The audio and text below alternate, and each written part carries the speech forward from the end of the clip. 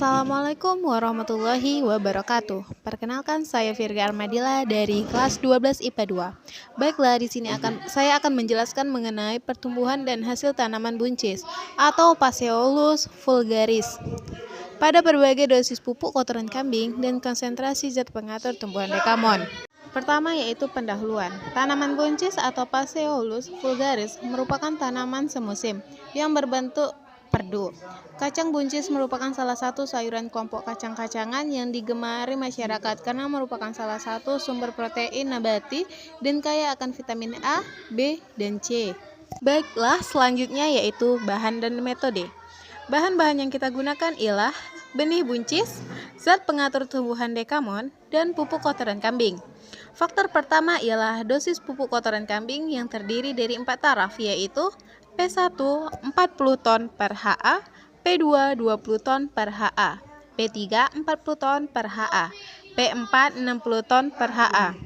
Faktor kedua ialah konsentrasi zat pengatur tumbuhan yang terdiri dari 3 taraf, yaitu Z0 0 cc per I, Z1 2 cc per I, Z2 4 cc per I. Baiklah, berikutnya hasil dan pembahasan.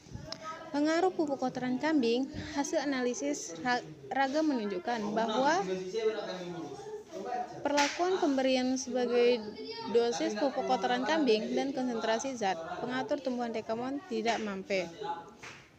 Yaitu tabel 1 menunjukkan panjang tanaman atau cm sebagai akibat perlakuan berbagai dosis pupuk kotoran kambing dan konsentrasi zat pengatur tumbuhan dekamon pada berbagai umur pengamatan.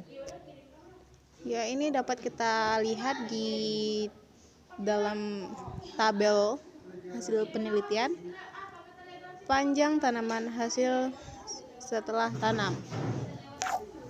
Kita lihat pada perlakuan yaitu 10 ton P1 pada saat di angka 14 13,78, di 21 36,51, di 26 93,70 A, di 35 157,46 H, pada di 42 197,38. Ya, begitupun seterusnya kita dapat lihat di tabel ya.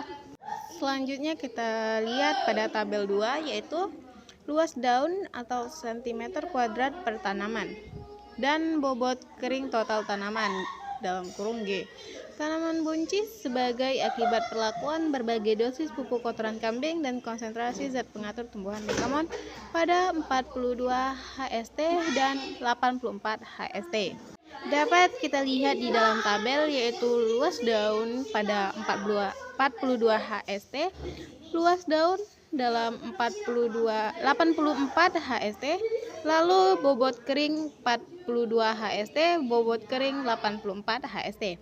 Perlakuan pupuk kambing ton per HA. Dalam yaitu yang pertama 10 ton per HA atau tuh dalam luas daun dalam 42 HST yaitu 1593,93 A. Luas daun dalam 84 HST yaitu 1433,46 A. Baru bobot kering dalam 42 HST yaitu 7,12 A. Lalu bobot kering dalam 84 HST yaitu 12,15 A. Bisa kita lihat di seterusnya. Keterangannya itu angka-angka yang diikuti oleh huruf yang sama pada kolom yang sama menunjukkan tidak perbedaan nyata pada uji BNT 5%. Selanjutnya kita lihat pada tabel 3 yaitu jumlah daun buncis sebagai akibat perlakuan berbagai dosis pupuk kotoran kambing dan konsentrasi zat pengatur tumbuhan dekamon pada berbagai umur pengamatan. Jumlah daun hari setelah tanaman atau HST. Perlakuannya itu pupuk kambing ton per HA, yaitu dalam 10 ton per HA P1 dalam hari ke-14 itu dia 3,98, dalam 21 hari 7,87 A, dalam 28 hari yaitu 13,39 A, setelah penanaman yaitu 16,00 A, pada 42 hari setelah penanaman yaitu 29,01 A. Dapat kita lihat dalam tabel BNT 5%, yaitu ZPT atau cc per I. 0 cc per I 3 dalam 14 hari, 3,94 dalam 21 hari, 7,78 A, dalam 28 hari 13,28 A, dalam 35 hari 18,81 A, dalam 42 hari 30,68 A. Yaitu korelasi antar parameter pengamatan berdasarkan hasil analisis korelasi semua parameter pengamatan pada tanaman buncis yang didapatkan menunjukkan hasil korelasi positif pada tabel 5. Panjang tanaman korelasi positif pada jumlah daun, luas daun, bobot kering total tanaman, bobot polong per tanaman, dan bobot polong per hektar. Selanjutnya itu pengaruh ZPT Dekamon. Zat pengatur tumbuhan Dekamon memberikan pengaruh yang nyata terhadap parameter luas dan tanaman buncis. Pada tabel 4, kita lihat bobot polong per tanaman dan bobot polong per hektar akibat masing-masing perlakuan, yaitu dosis pupuk, jumlah kotoran kambing, dan konsentrasi zat pengatur tumbuhan Dekamon.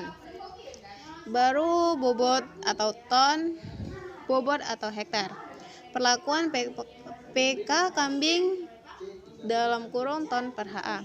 10 ton per HA P1 yaitu bobotnya itu 248,61 A, bobot per hektar yaitu 26,52 A.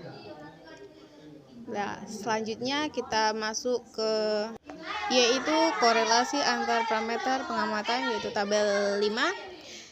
Jadi di situ JD yaitu jumlah daun, PT yaitu panjang tanaman, LD itu luas daun, BK itu bobot kering, B per T itu bobot atau tan. JD-nya itu di PT 0,952, JD-nya strip, LD-nya strip, BK strip, B per T strip. Lanjut DK-nya yaitu 0,921, JD-nya 0,924, LD-nya 0, BK-nya strip, B per T-nya belum ada. Lanjutnya BK yaitu PT-nya 0,827, JD-nya 0,862, LD-nya 0,876, BK-nya belum terlihat, BT belum terlihat. Lanjut B per T yaitu 0,940, JD-nya 0,939, LD-nya 0,946, BK-nya 0,899, dan BT-nya belum kita lihat. Lanjut B per HA yaitu di PT-nya 0,942, JD-nya 0,942, LD-nya 0,913, BK-nya 0,890, B per T-nya yaitu 0,982. Keterangan berkorelasi nyata, berkorelasi sangat nyata. PT panjang tanaman, JD jumlah daun, LD luas daun, BK bobot kering, B per T bobot per tan, B per HA yaitu bobot per HA. Selanjutnya yaitu kesimpulan dari semua, yaitu perlakuan pupuk kotoran kambing berpengaruh terhadap panjang tanaman dalam kurun 28,35,42 HST, yaitu jumlah daun dan jumlah cabang dalam 21,28,35 dan 42 setelah ditanam. Luas daun, bobot kering total tanaman, jumlah polong per tanaman, bobot per tanaman, dan bobot per hektar. Perlakuan zat pengatur tumbuhan Dekamon berpengaruh terhadap panjang tanaman 28,35 dan 42 HST, jumlah daun dan jumlah cabang 21, luas daun, bobot kering tanaman, jumlah polong per tanaman, bobot per tanaman, dan bobot per hektar yaitu sama antara perlakuan pupuk kotoran kambing dan dan bobot per hektar. Jadi kita bisa lihat dari hasil semuanya, kita bisa simpulkan bahwa hasilnya itu dapat sama antara perlakuan pupuk kotoran kambing dan perlakuan zat pengatur tumbuhan Dekamon. Baiklah, itu penjelasan dari saya. Lebih dan kurang saya mohon maaf. Wassalamualaikum warahmatullahi wabarakatuh.